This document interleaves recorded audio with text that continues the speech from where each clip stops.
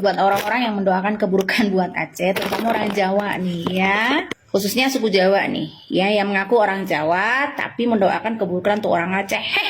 Kau pikir di Aceh ini yang tinggal cuman orang Aceh? Enggak, orang Jawa banyak di sini. Aku contohnya, aku orang Jawa yang sudah 14 tahun tinggal di Aceh dan aku nyaman.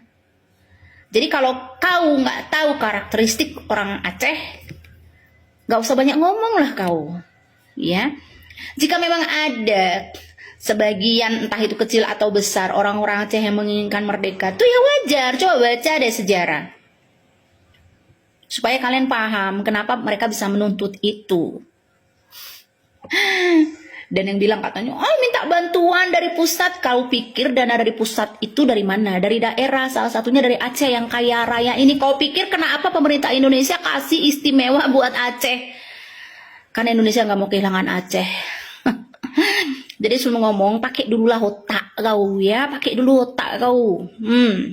Jangan asal bunyi kau.